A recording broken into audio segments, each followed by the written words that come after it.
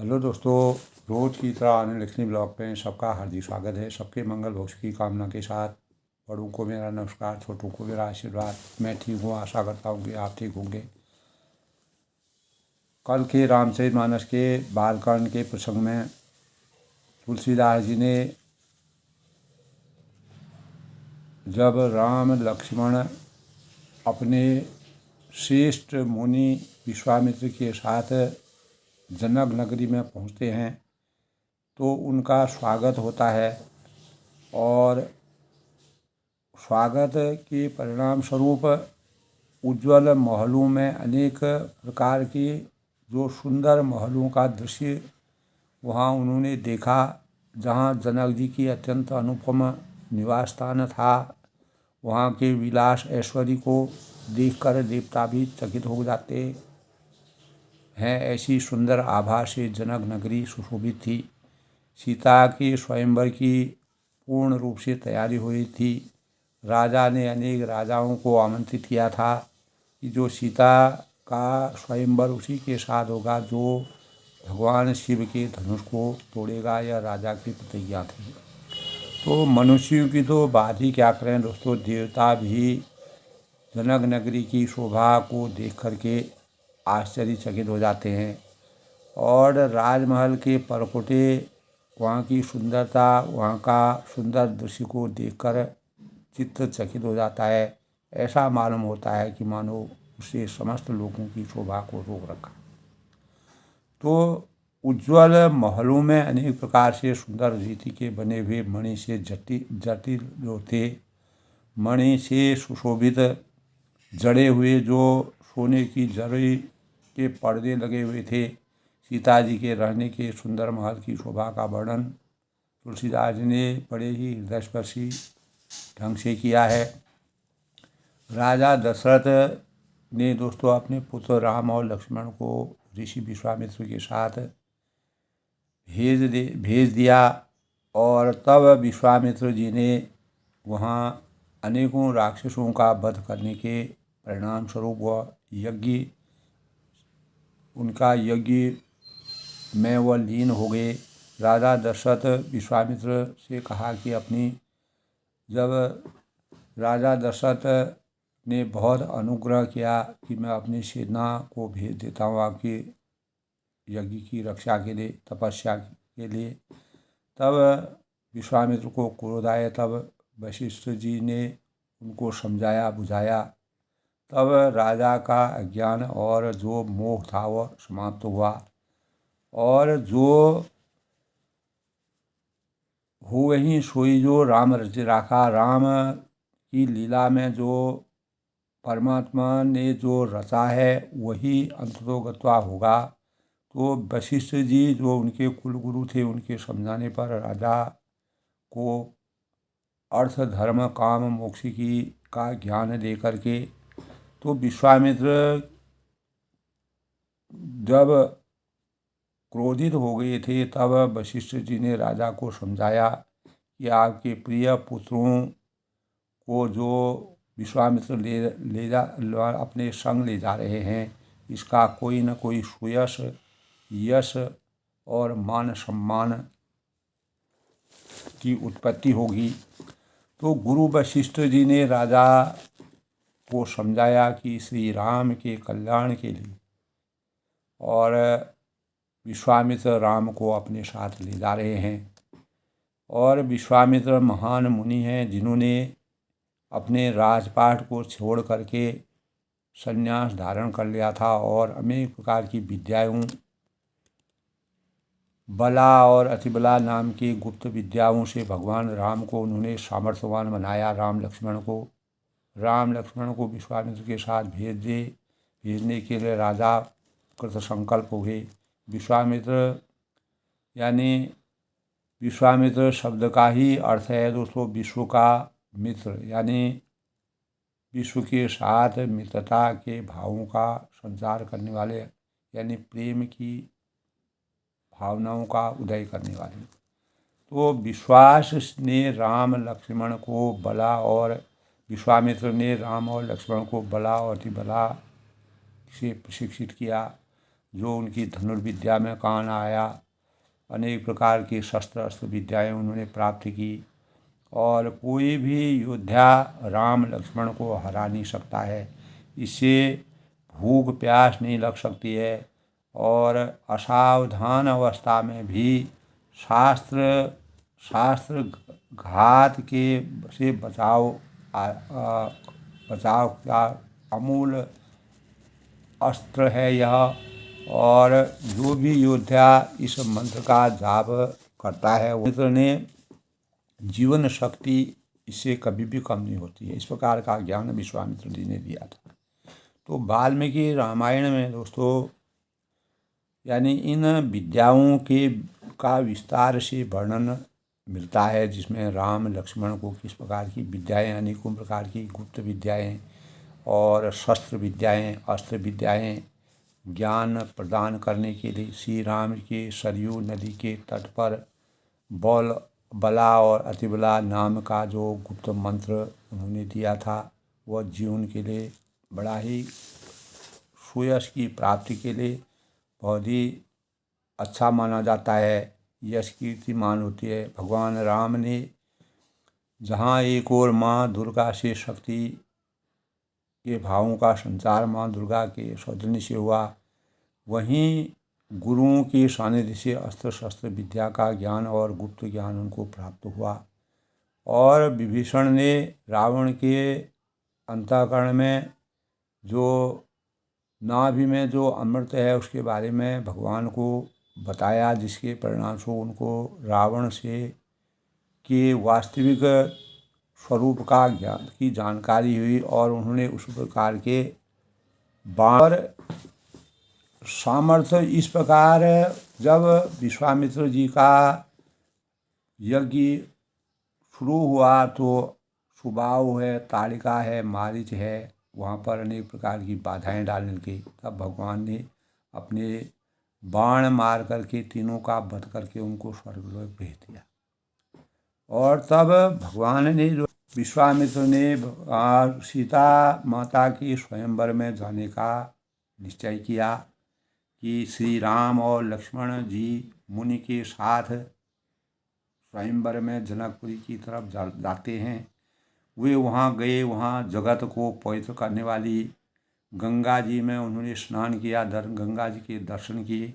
महाराज गादी के पुत्र विश्वामित्र ने यह सब कथा उनको गंगा माता के अनुपम कथा गंगे च यमुने गोदावरी सरस्वती नर्मदे सिंधु कावेरी जलस्मिन् सन्निधिं कुरु अनेक प्रकार के मंत्रों से भगवान जिस प्रकार देव नदी गंगा जी का पृथ्वी पर अवतरण हुआ, शिव जी की जटाओं से माँ गंगा का उद्गम बताया जाता है। तब प्रभु ने श्री ऋषियों सहित गंगा जी में स्नान किया, अपार पवित्रता के भावों का संचार किया और ब्राह्मणों को भांति भांति के दान पुण्य और जो भी भाव होते हैं मुनिबंधुओं के साथ प्रसन्न होकर चले और शीघ्र ही जनकपुर के निकट हुआ पहुँच गए। तो पुर रम्यता राम जब देखी, हर्षि अनुज समेत विशेषी, पापी खूब सलिल नाना, सलिल सुधा सम मलि सोपाना। तो कल के प्रसंग में हमने ये पढ़ा था दोस्तों कि श्री रामचंद्र ने जब जनकपुरी की शोभा देखी, वहाँ का वातावरण देखा, तो तब वे छोटे भाई लक्ष्मण सहित अत्यंत ही हर्षित और प्रसन्न चित्त हुए और मन वाणी और कर्म से वह पूर्ण रूप से आस्थावान हुए। जनकपुरी की आभा और सौंदर्य को देखकर उनके चित्त में अभूतपूर्व प्रेम की पराकाष्ठा प्राप्त हुई। अनेकों बावलियाँ, कुएं, नदी और तालाबों की छवि देखी और जिनमें अमृत के समान जल और मणियों की सीढ़ियाँ बनी हुई थी। तो मकरंद रस से मतवाले होकर और सुंदर मधु यानी गुंजायमान कर रहे हैं। पशु पक्षी रंग बिरंग के पक्षी वहाँ पर विचरण कर रहे हैं। अनेक प्रकार के सुंदर मधुर कोयल के शब्दों को सुनकर के रंग बिरंगे कमल वहाँ पर खिले हुए हैं। सदा सच सब ऋतुओं में सुख देने वाला शीतल और मंद सुगंध पवन बह रही है। तो सुमन वाटिका, तब कहा है सुमन वाटिका बाग बनो विपुल विहंग निवास, फूलत फलत सुपल्लव अत सोहत पुरुषम उपास। यानी पुष्प वाटिका, फुलवारी, बाग, वन जिनमें बहुत से पक्षियों के निवार हैं, फूलते फलते और सुंदर पत्तों से लदे हुए नगर के चारों ओर शोभित हैं। तो नगर की सुंदरता का वर्णन करते नहीं बनता है। मन जहाँ जाता है वही लुभा जाता है, रम जाता है। और सुंदर बाजार और मणियों से बने हुए विभिन्न छज्जे बने हुए हैं, मानो ब्रह्मा ने उन्हें अपने हाथों से जड़ा हुआ है। तो अद्भुत लीला का वर्णन जो सुनाए, जो छवि आच्छादित हो रही है। धनिक बनिक बर धनद समाना, बैठी सकल वस्तु ले जाना, चौहड़ सुंदर चली सुहाई, संतन रही सुगंध छाई। तो विश्वामित्र जी ने जनक नगरी के आनंद और सौंदर्य को प्राप्त करने के लिए भगवान राम और लक्ष्मण को वहाँ की आभा और सीता के स्वयंवर में जाने का निश्चय इसीलिए बनाया कि कुबेर के समान जो है श्रेष्ठ धनी व्यापारी सब प्रकार की अनेक वस्तुएं लेकर दुकानों में बैठे हैं और सुंदर चौराहे और सुहावनी गलियां सदा सुगंध से सिंची रहती हैं। तो सबके घर मंगलमय हैं और उन पर चित्र कड़े हुए हैं, जिन्हें मानो कामदेव रूपी चित्रकार ने अंकित किया है। और कामदेव शोभा के प्रतीक माने जाते हैं और उनसे भी सुंदर भाव वहाँ पर मिलते हैं। और नगर के सभी स्त्री पुरुष सुंदर, पवित्र और साधु और स्वभाव वाले परम ज्ञानी, धर्मात्मा, अन्य गुणी लोगों का सानिध्य वहाँ पर मिलता है। वहाँ की आभा अभूतपूर्व है, मन में आनंद की अनुभूति होती है। अद्भुत छटा वहाँ पर है। और अति अनूप जहाँ जनक निवासु, और जनक जी का जो निवास स्थान है, उस दिव्यता को देख कर के अंतःकरण में अनेक प्रकार की शुभता के भावों का संचार होता है। और अनेक प्रकार के ऐश्वर्य को देखकर देवता भी आश्चर्यचकित हो जाते हैं। मनुष्यों की तो बात ही क्या है। तो कोट राजमहल के परकोटे इस प्रकार से बने हुए हैं। तो भगवान उसी छवि को देखने के लिए भगवान अपने स्वरूप को और सीता जी के स्वयंवर में जाने का निश्चय अपने गुरु विश्वामित्र के सानिध्य से उनको प्राप्त हुआ। तब वहाँ की प्राकृतिक छटा का सुंदर सा वर्णन जो तुलसीदास ने किया है, ऐसा मालूम होता है कि मानो उनसे उनके समस्त लोगों की शोभा को रोक रखा। तो उज्ज्वल महलों में अनेक प्रकार से सुंदर रीति के बने हुए जो मणिजटिल, मणि से सुशोभित जो मणियों, अनेक प्रकार की मणियों उसमें सुशोभित थी। सोने की जरी के पर्दे लगे हुए थे। सीता जी के रहने की सुंदर महल की शोभा का वर्णन तुलसीदास जी भी करने में असमर्थ हैं। तो अनेक भावों से एक सुयश की रचना करके तुलसीदास ने अभूतपूर्व वर्णन किया है। तो इसी के परिणाम स्वरूप दोस्तों वशिष्ठ जी और विश्वामित्र जी के सानिध्य से भगवान राम और लक्ष्मण को अभूतपूर्व ज्ञान प्राप्त हुआ। अनेक प्रकार की कौशल का स्वरूप उनके अंदर आया। अनेक प्रकार की विद्याओं को उन्होंने सीखा। अस्त्र विद्या है, शस्त्र विद्या है, और बला, अतिबला, गुप्त ज्ञान है। और अनेक प्रकार की मर्यादित किस प्रकार से राजा को अपने शासन को करना चाहिए, किस प्रकार से मर्यादा का नियम पूर्वक मर्यादा का अनुसरण करना चाहिए, कैसे हमें अपने जीवन को मर्यादित बनाना चाहिए, कैसे हमें अपने संस्कारों, अपने माता पिता, गुरु बंधुओं का मान सम्मान रखना चाहिए। सभी प्रकार की शिक्षा जब मर्यादा पुरुषोत्तम भगवान राम ने मात्र 12 साल के था तब वह विश्वामित्र के साथ गए। और इसी उम्र में उन्होंने जो है महान बड़े बड़े राक्षसी मायाओं से संघर्ष करके भगवान की कृपा से उनके अतुलनीय बल के परिणाम स्वरूप ताड़का, सुबाहु और मारीच को एक ही बाण से उनको समाप्त किया। तब वह सीता माता के स्वयंवर में जनक नगरी में पहुँचते हैं। और उसका वर्णन जो है तुलसीदास ने बड़ी वहाँ के प्राकृतिक सौंदर्य का जो वर्णन किया है वो अभूतपूर्व है, अवर्णनीय है। तुलसीदास जी ने पूर्ण रूप से निष्ठा के भावों से जिस प्रकार से रामचरितमानस में ऐसे परिवेश का वर्णन किया है वह जनक नगरी की अतुलनीय शोभा और वहाँ के महल हैं, वहाँ के वन हैं, बाग हैं, उपवन हैं और तालाब हैं, नदी हैं और सुंदर वर्णन स्त्री पुरुषों का सौंदर्य सबको देख कर के भगवान के अंतःकरण में स्वयंवर के प्रति आस्था के भावों का संचार होता है। तो इसी के परिणाम स्वरूप दोस्तों आज के शुभ पंचांग के भावों की सूक्ष्म पंचांग के भावों के बारे में तो आज यानी 16 फरवरी 2025 और फाल्गुन मास के कृष्ण पक्ष की द्विजप्रिय संकष्टी चतुर्थी है। द्विजप्रिय संकष्टी चतुर्थी और कृष्ण पक्ष में सर्वार्थ सिद्ध योग और अमृत सिद्ध योग का संयोग बन रहा है। और आज दोस्तों चंद्रमा का उदय जो है 9:39 तक होगा। विक्रम संवत 2081 शक संवत 1946 और सूर्य उत्तरायण में प्रवेश करेंगे। और आज दोस्तों चतुर्थी तिथि जो है वह 11:52 तक रात तक रहेगी और समाप्त जो है 17 फरवरी 2015 को।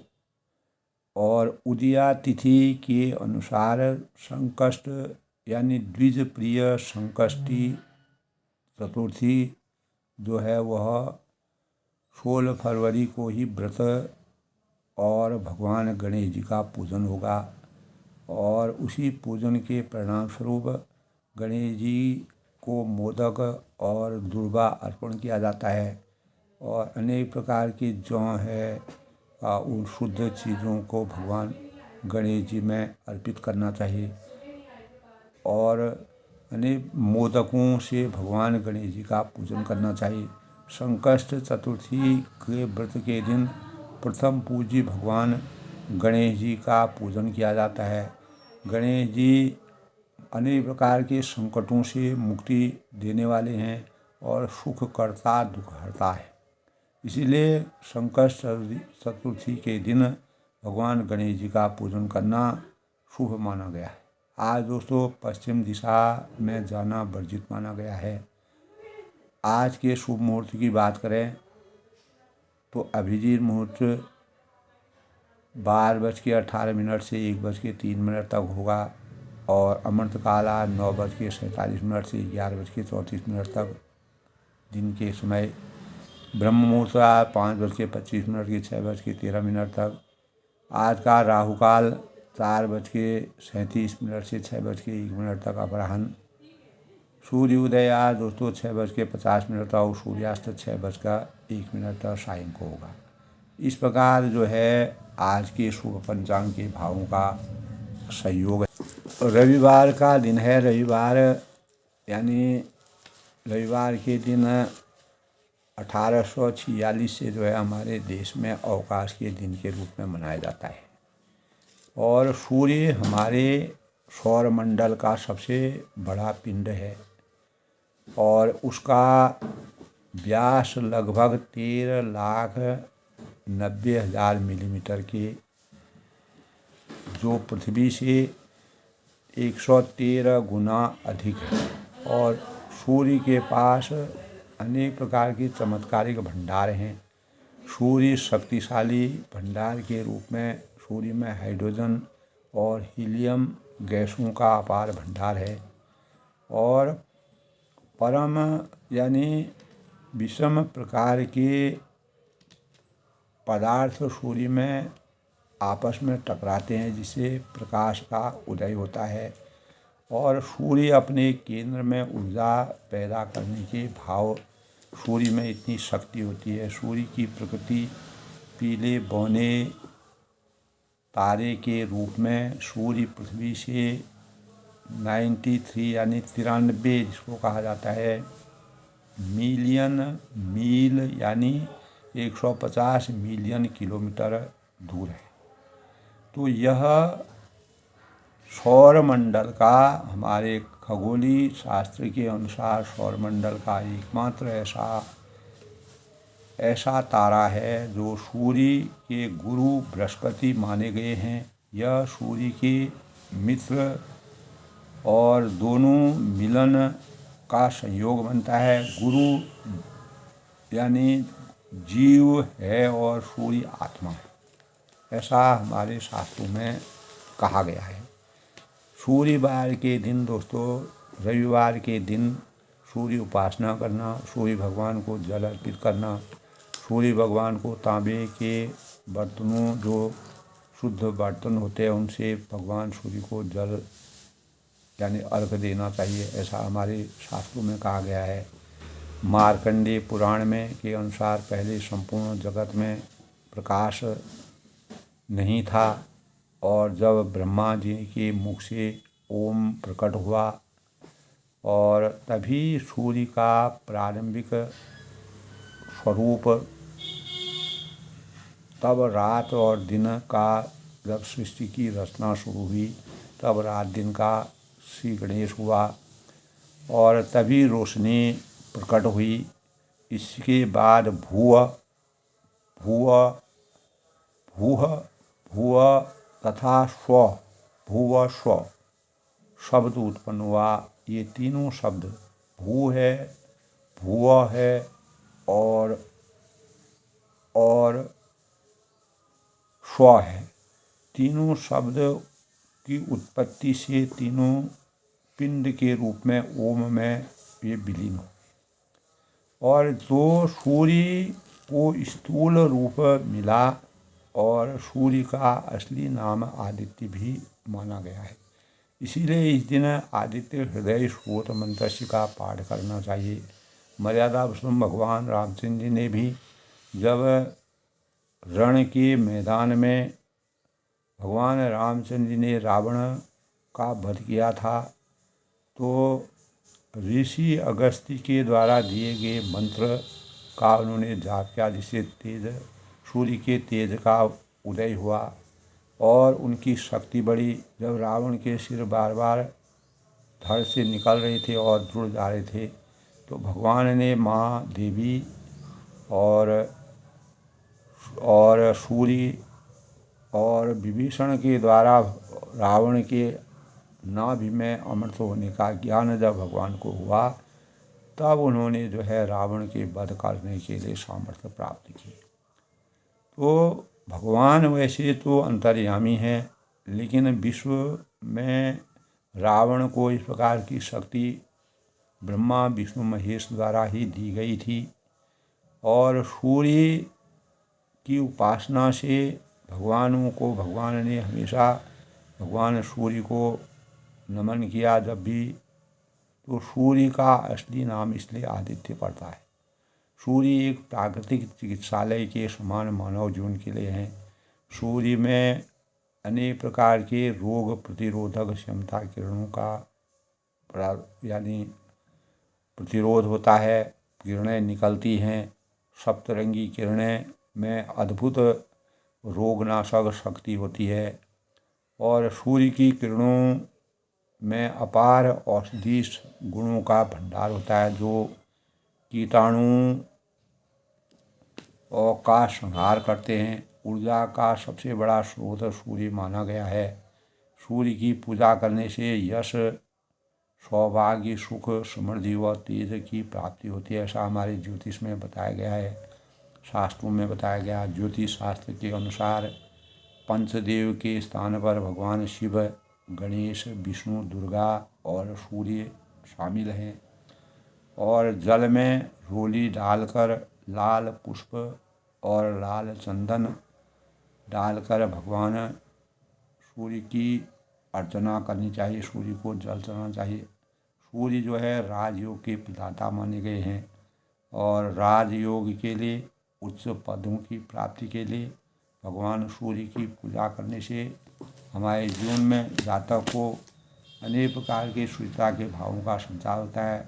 कोई भी जातक हो उसके जीवन में अगर राजयोग में बलिष्ठ नहीं है, कोई इस प्रकार की परेशानी आ रही तो उनको रविवार का उपवास करना शुभ माना गया है। राजयोग में प्रबलता मिलेगी। सूर्य भगवान को जल अर्पित करना चाहिए, चढ़ाना चाहिए और जो भाग्योदय का प्रमाण माना जाता है, प्रतीक माना जाता है, जिससे मान सम्मान बुद्धि बल की वृद्धि होती है। ओम भुवः स्वः तत्सवितुर्वरेण्यं भर्गो देवस्य धीमहि धियो यो न प्रचोदयात्। ओम घृण सूर्याय नमः, ओम घृण सूर्याय नमः का जाप करना चाहिए, जिससे सूर्य जो है बलवान होते हैं। हमारे जीवन में अनेक प्रकार के सकारात्मक ऊर्जा का संचार होता है। तो मर्यादा पुरुषोत्तम भगवान रामचंद्र जी को अपने गुरुओं के सानिध्य से जो संस्कारों की महिमा, संस्कार का अर्थ है माजना या पवित्र।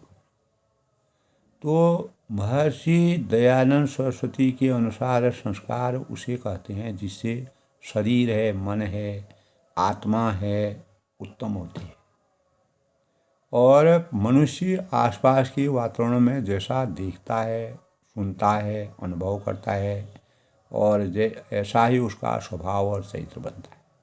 भगवान रामचंद्र ने 12 वर्ष की उम्र में गुरुओं के सानिध्य में रह करके उनका चरित्र उसी प्रकार बना। और इसीलिए दोस्तों प्राणी पहले सुनते हैं, सुनने के बाद आँखें खोलकर देखने लगते हैं। 3 माह का शिशु इतना चेतनावान हो जाता है कि वह जो कुछ सुनता और देखता, वातावरण में जो देखता है उसका उसके मस्तिष्क में सीधे असर पड़ता है, जिसके परिणाम स्वरूप संस्कार विकसित होने लगते हैं। भगवान रामचंद्र जी में भी इस प्रकार के संस्कारों का संचार हुआ। यद्यपि वो भगवान के रूप में अवतरित हुए, माता को उन्होंने अपना विराट स्वरूप दिखाया, तब माता ने कहा, माता पुनि बोली सो मैं डोली तदौता आदि रूपा की जय शिशुलीला अतिप्य शिला यह चरित परम अनुपा। यानी माता जो है उनके वात्सल्य स्वरूप को देखना चाहती थी और इसीलिए उन्होंने बाल लीलाओं का, भगवान के विराट स्वरूप को देख करके बाल लीलाओं का आनंद लेने के भावों का संचार किया। तो इसके लिए उनसे अनुरोध किया और सब कुछ त्याग करके मुझे बाल लीलाओं को दिखाओ। तो संस्कार बचपन से तेजी से विकसित होते हैं। ये संस्कार जीवन भर कायम रहते हैं। जिस प्रकार सात्विक आहार से शरीर, मन और आत्मा शुद्ध होती है, उसी प्रकार अच्छी बातें सुनने और सुंदर दृश्य से घटनाएं देखने, स्वाध्याय और सत्संग करने की हमारे संस्कार प्रशस्त होते हैं और उज्जवल चरित्र बनता है। हमारे अंदर व्यसन है, विलास है, भ्रष्टाचार है, चरित्रहीनता है और कुसंस्कार बचपन से ही गलत आदर्शों को अपनाने से हमारे जीवन में आते हैं। तो भगवान राम ने इन्हीं प्रेरणाओं को देते हुए, इनसे जागने के लिए, आगे बढ़ने के लिए अपने स्वयं अवतरित होकर के सुंदर और मार्मिक और संस्कारिक मर्यादित संस्कारों को की विचारधारणाओं को मानव जीवन के लिए चरितार्थ किया। तो आधुनिक शिक्षा प्रणाली हमें संस्कारिक करने के लिए सक्षम नहीं है अगर हम मूल रूप में देखते हैं, क्योंकि इसमें नैतिक शिक्षा की कमी लगातार हो रही है। अनेक ऐसे व्यक्ति हैं जो निरक्षर हैं परंतु करोड़ों की दौलत का प्रलोभन उन्हें विकारग्रस्त नहीं करता है। वही बहुत से उच्च शिक्षा प्राप्त व्यक्ति भी कई बार धन दौलत के लिए नैतिकता को त्याग देते हैं। तो भगवान रामचंद्र ने हमेशा अपने गुरु बंधुओं, अपने माता पिता के सुसंस्कारों का संचार 14 वर्ष के वनवास के दौरान किया। कुसंस्कारी व्यक्ति के मन में अपने माता पिता, गुरुजनों व आत्मीयजनों के प्रति प्रेम और आदर का भाव नहीं मिलता है। तो जिस प्रकार हम फूलों, फलों और खाद्यान्न होते हैं को शोध कर संस्कार विज्ञान द्वारा परिमार्जित कर सकते हैं, जिस प्रकार हम अनाज की खोज करते हैं, उसी प्रकार हमको सुंदर संस्कारों की खोज रामचरितमानस में तुलसीदास जी ने जो वर्णन किया है उसे प्राप्त होते हैं। तो यानी उसी प्रकार हम माता पिता और आचार्य का कर्तव्य अपने जीवन में चरितार्थ करते हैं। तो कोई बच्चा है अहिंसा, परम धर्म, प्रेम और सद्गुणों के संस्कार अपने जीवन में डाले, एक स्वस्थ विश्व का निर्माण हो सकता है, स्वस्थ देश का निर्माण हो सकता है। और हमारे अच्छे मनुष्य बनने की उद्योगशाला यदि कोई है तो वह है आचार और विचारों की शिक्षा देने वाले माता पिता, आचार्य, परिवेश और हमारे गुरुवंत। तो इसी प्रकार जो ज्ञान की पराकाष्ठा वशिष्ठ, कुल गुरु वशिष्ठ के द्वारा प्राप्त हुई, तब वह सीता जी के स्वयंवर के लिए जो है अपने गुरु के सानिध्य में, जो गुरु कहते हैं उसी के अनुसार वो अपने जीवन को जब तक उनके सानिध्य में रहते हैं उन्हीं के अनुसार उसका पालन करते हैं और उसे अपने जीवन को योग्य बनाते हैं, मानवता के पूर्ण सार्थकता के प्रमाण बनते हैं। तो आज के प्रसंग में दोस्तों, सुभग द्वार सब कुलिस कपाटा, भूप भीर नट मागध भाटा, बनी विशाल बाजगजशाला, हय गय रथ संकुल सब काला। तो जब सीता जी के महल को भी भगवान देखते हैं, उसका अनावरण करते हैं, तो राजा के सब दरवाजे फाटक सुंदर थे। पूरा जनक नगरी के सौंदर्य का जो अभूतपूर्व वर्णन तुलसीदास ने किया है। तो भूप भीट नट मागध भाटा, उनमें वज्र से मजबूत था, हीरे से किवाड़ लगे हुए थे। वहाँ मातहत राजाओं और नटों और मागधों और भाटों की भीड़ लगी हुई थी और घोड़ों और हाथियों के लिए बहुत बड़ी घुड़शाला और गजशालाएँ यानी फील खाने बने हुए थे, जो सब समय घोड़े और हाथी रथों से भरी रहती थी।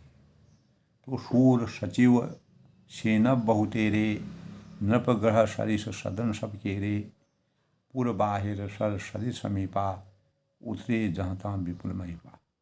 तो बहुत से जो शूरवीर हैं, योद्धा हैं, मंत्री हैं, सेनापति हैं, उन सब के घर भी राजमहल के सरीखे हैं और नगर के पहाड़, तालाब और नदी के निकट जहाँ तहाँ बहुत से राजा लोग उतरे हुए हैं, डेरा डाले हुए हैं और सभी राजाओं को आमंत्रित किया है। सीता जी का स्वयंवर है, अद्भुत शोभा बनाई हुई है, अपार चीज़ों का वहाँ पर समावेश है, अनेक व्यवस्थाएं की गई हैं। तो देख अनूप एक और आई, तब वहीं आमों का एक अनुपम बाग जो है बगीचा उन्होंने देखा।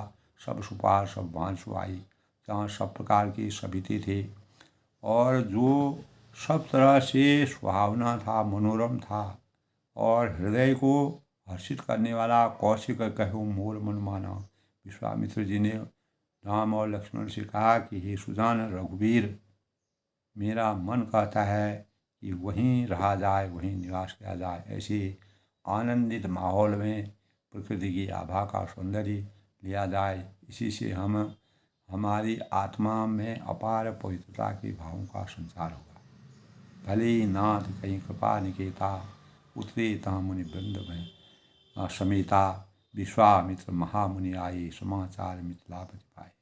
तब भगवान राम की लीला है दोस्तों, मर्यादा उनकी है, अंतर्यामी है, सब लीलाएं वही खेल रहे हैं। कृपा के धाम श्री राम सिंह बहुत अच्छा, यानी भले हो नाथ कहीं कृपा निगता, स्वामिन कहकर वही मुनियों के समूह के साथ ठहर गए, वहीं रुक गए, और जिसके परिणाम से उत्तरी तथा मुनि वृंद समेता जहाँ सभी मुनियों का सानिध्य था वहीं गए। विश्वामित्र महामुनि आए। तब विश्वामित्र जनक जी यानी मिथिलापति, तब कहा विश्वामित्र महामुनि आए, समाचार मिथिलापति पाए। जो मिथिला के नरेश थे यानी जनक जी मिथिला के पति, मिथिला के नरेश जनक जी, जब वह यह समाचार उनको मालूम हुआ, ज्ञात हुआ, क्योंकि सभी राजाओं को उन्होंने घोषणा करके बुलाया था, इसलिए विश्वामित्र ने कहा कि मर्यादा पुरुषोत्तम भगवान राम जी को भी वहाँ पर जाना चाहिए, यह सुअवसर है। और महामुनि विश्वामित्र उनके साथ आए हुए हैं, ऐसा जनक जी को पता चला। संग सचिव सूचि भूरि भटौ भूषर बर गुरु ज्ञात, चले मिलन मुनि नायक ही मुदित राव यही भांति। तो राजा को अपार हर्ष की अनुभूति होती है। उनके राज्य में राम जैसे साकार स्वरूप और लक्ष्मण जो शेषनाग के अवतारी हैं और विश्वामित्र मुनि जो महान ज्ञानी हैं, तब उन्होंने पवित्र हृदय से ईमानदार स्वामी भक्त मंत्री बहुत से योद्धा श्रेष्ठ ब्राह्मण गुरु और शतानंद जी और अपनी जाति के श्रेष्ठ लोगों को साथ लिया। उनके सानिध्य में उनके साथ में जाकर के इस प्रकार प्रसन्नता के साथ राजा मुनियों के स्वामी विश्वामित्र से मिलने गए। तो एक टोली बना करके, एक ग्रुप बना करके, एक झुंड बना करके वह सभी भगवान यानी विश्वामित्र मुनि जब उनके नगर में प्रवेश करते हैं तो उनको बुलाने जाते हैं, उनका स्वागत करते हैं, उनकी मान मर्यादा को सम्मान करते हैं। कीन प्रणाम चरण हरिनाथा दीन आशीष मुदित मुनिनाथा। तब राजा ने मुनि के चरणों पर मस्तक नवाकर प्रणाम किया। जिस प्रकार से आज भी दोस्तों बड़े बड़े जो ऋषि मुनि होते हैं उनको सब याद करते हैं, स्मरण करते हैं, क्योंकि वह हमेशा तप बल और साधना में विरक्त रहते हैं। वह माया मोह से बंधनों से मुक्त रहते हैं। तब उसी प्रकार राजा ने विश्वामित्र मुनि को प्रणाम किया, उनका स्वागत किया। दीन आशीष मुदित मुनिनाया और मुनिनाथा। तब मुनियों के स्वामी विश्वामित्र जी ने अपने प्रसन्न होकर, खुश होकर के आशीर्वाद दिया और विप्रबंद सब आदर बंदी। फिर सारी ब्राह्मण मंडली को आदर सहित प्रणाम किया, नमन किया और अपना बड़ा भाग जानकर राजा आनंदित हुए, प्रसन्न हुए। अपार प्रसन्नता से उनका हृदय न समाया और कुशल प्रश्न कहीं बारहीं बारा, विश्वामित्र न कहीं बैठा रहा। तेई अवसर आई दो भाई, गई रही दीपत पुरवाई। तो बार बार कुशल प्रश्न यानी अगर हम कहीं पर अतिथि बन के जाते हैं तो हम एक दूसरे से कुशल पूछते हैं कि आप ठीक ठाक हैं, आप सकुशल हैं, आपके क्या हाल चाल हैं। इसी प्रकार राजा जनक ने राजा यानी मुनि विश्वामित्र से अनेक प्रकार के सभी मुनियों से जो है अब उनकी कुशल सकुशल होने के भाव प्रकट किए और राजा ने सबको सम्मान के साथ बैठाया। विश्वामित्र ने भी बैठाया, उनको बैठाया। तही अवसर आई दो भाई। उसी समय दोनों भाई वहाँ पर पहुँचे जो फुलवाड़ी देखने गए थे। तो इतने में उन्होंने जब वहाँ के सौंदर्य को देखा, प्राकृतिक छटा को देखने के लिए गए थे। श्याम गौर मधु वयस किशोरा लोचन सुखद विश्वचित जोरा। तब सुकुमार यानी सुंदर स्वरूप के आभा से आच्छादित किशोर अवस्था वाले श्याम और गौर वर्ण के दोनों कुमार नेत्रों को सुख देने वाले, जिनसे मानव चेतना में अनेक प्रकार के सुख के भावों का संचार होता है, विश्व के चित्त को चुराने वाले, उठे सकल सब रघुपति आए, विश्वामित्र निकट बैठाए। जब रघुनाथ जी आए तब सभी उनके रूप और तेज, उनके स्वभाव, उनके सौंदर्य को देख करके देखने लगे और उठकर खड़े हो गए और विश्वामित्र जी ने उनको अपने पास बैठा लिया। तब विश्वामित्र ने अपनी शादी में उनको बैठाया। भाई सब सुखी देख दो भ्राता। दोनों भाइयों को देख करके सब ने अपार सुख की अनुभूति की। सबके अंतःकरण में भगवान के साक्षात स्वरूप का दर्शन हुआ। भगवान का स्वरूप सबने देखा। बाल विलोचन पुलकित गाता, और उनके सबके नेत्रों में जल प्रवाहित हुआ और प्रेम के आंसुओं का स्पंदन हुआ। आनंद और प्रेम के आंसू उमड़ पड़े और मूर्ति मधुर मनोहर देखी। भगवान की इस प्रकार से मनोहर मूर्ति को देख करके शरीर रोमांचित हो उठा। सबका शरीर, रोमावलियाँ सबकी उठ खड़ी हुई। प्रेम के भावों का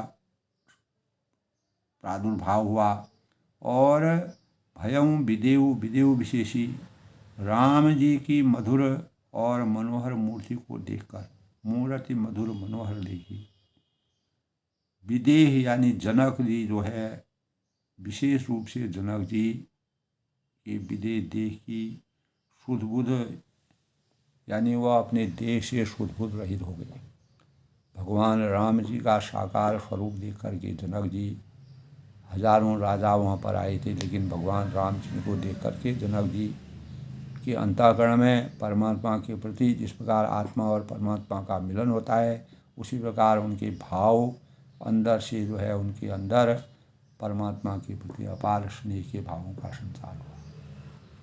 तो यही भगवान प्रेम की पराकाष्ठा का सबसे बड़ा स्वरूप है। और प्रेम प्रत्यक्ष और परोक्ष दोनों रूपों में जब जागृत होता है तो हमारी भावनाएं उमड़ पड़ती हैं। तब प्रेम तब कहा है, प्रेम मगन मनु जाने न पुण्य को करि विवेक धरि धीर, बोले हूँ मुनि पद नाय शिरु गदगद गिरा गंभीर। प्रेम मगन मनो जान को, मन को प्रेम से मग्न जान राजा जनक ने विवेक का आश्रय लेकर धीरज धारण किया, धैर्य धारण किया। अपने जब वह भगवान के स्वरूप को देख करके पुलकायमान हो गए, उनको अपार हर्ष की अनुभूति हुई, तब उन्होंने अंतःकरण में अपना धैर्य रखा। क्योंकि जब अपार प्रसन्नता के माहौल में हम चले जाते हैं, प्रेम में, भगवान प्रेम में हमारी आसक्ति जाग जाती है, तो हम सभी चीज़ भूल करके परमात्मा में लीन हो जाते हैं। यही भाव जनक जी के अंतःकरण में व्याप्त हुई। और बोले मुनि पद नाय शिरु गदगद गिरा गंभीर। और तब मुनि के चरणों में सिर नवाकर गदगद प्रेम भरी गंभीर वाणी से कहा। क्या कहते हैं कहो नाथ सुंदर दो बालक, मुनिकुल तिलक की नृपकुल पालक, ब्रह्म जो निगम नीति कही गाथा, उभय बेश धरी की सोई आवा। यानी हे नाथ कहिए, ये दोनों सुंदर बालक मुनिकुल के आभूषण हैं। मुनियों के आभूषण के समान उनके संस्कारों, यानी वह पूरा उनके आभूषण के समान है। जब मुनि बीच में बैठते हैं, दोनों भाई इधर उधर बैठते हैं, तो वो ऐसे शोभा बनते हैं मान लो कोई सुंदर से आभूषण पहने। और मुनिकुल तिलक नृपकुल पालक, किसी राजवंश के पालक, ब्रह्म जो निगम नीति कही गावा, अथवा जिनका वेदों में नीति कहकर गान किया जाता है, वर्णन किया जाता है, कहीं वह ब्रह्म तो युगल रूप धरकर नहीं आए हैं। इस प्रकार के भाव तो भगवान के स्वरूप में, दिव्य रूप में, गुरु के साथ भगवान का स्वरूप तो नहीं आया है। उनके मन में अनेक प्रकार के संदेह होते हैं, परमात्मा के प्रति आसक्ति जगती है और अंतरात्मा उनकी बोल जाती है, सहज विराग रूप मन मोरा, थकित हो तिन चंद्र चकोरा, ताते प्रभु पूछऊँ सतिभाऊ, कहो नाथ जनि करहूँ द्वाऊ। यानी मेरा मन जो स्वभाव से ही वैराग्य रूप बना हुआ है, इन्हें देखकर इस तरह मुग्ध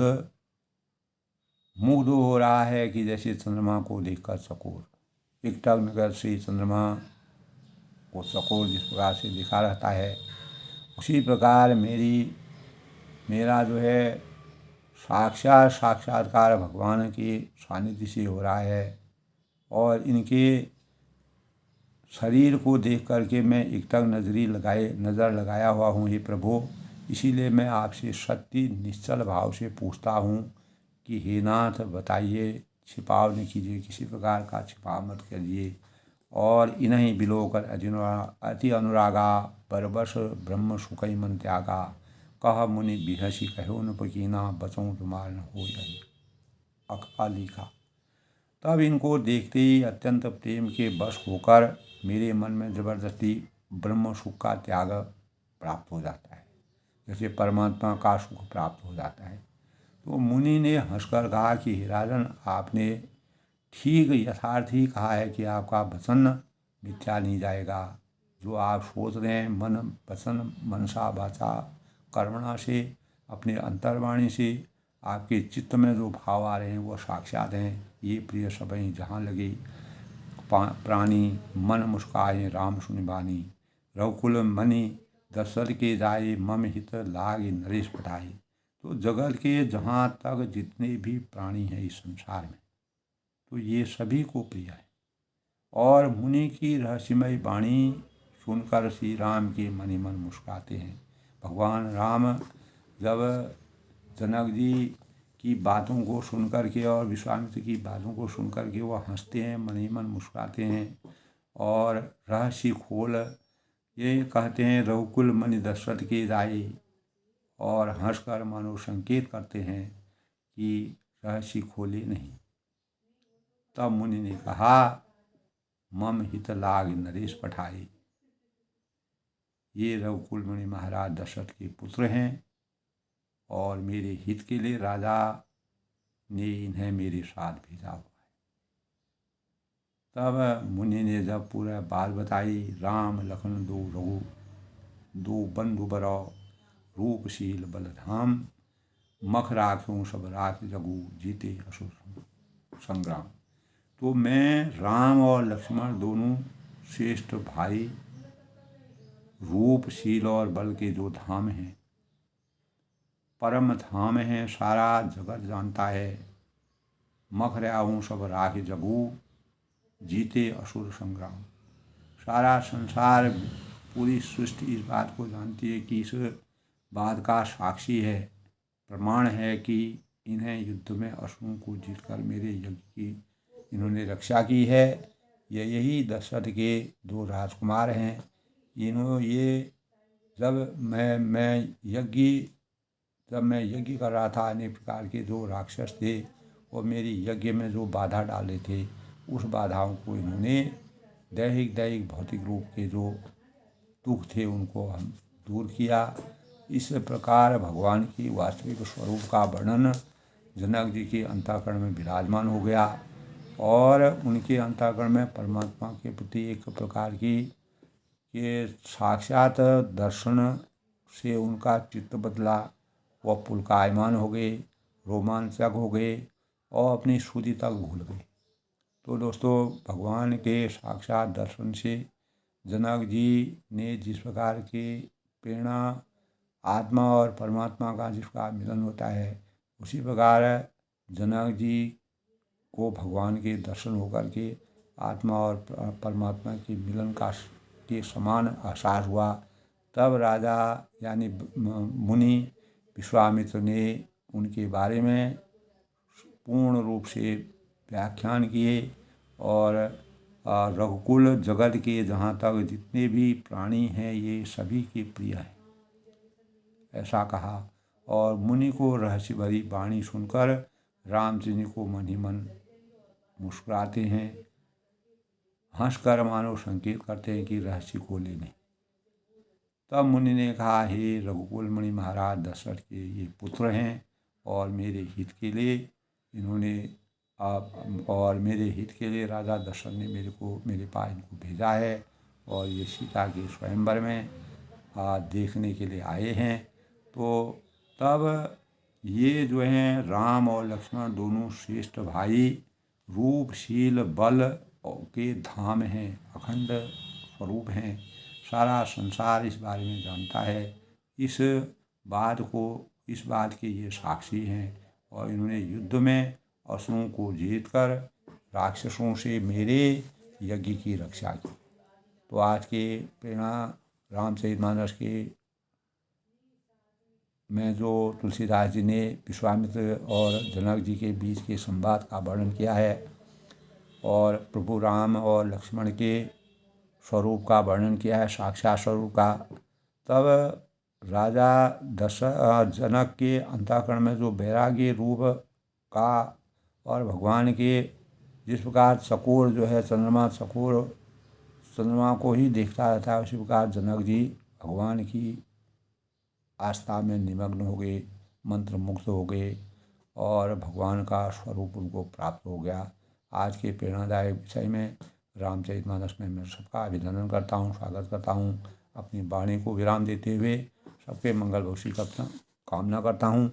जय श्री राम के साथ भगवान की दया कृपा और भगवान का जीवन सबके लिए उन्नत जीवन की कामना मैं करता हूँ। सब लोग सुखी रहें, खुश रहें, भगवान का आशीर्वाद सभी पर बना रहे। जय श्री राम।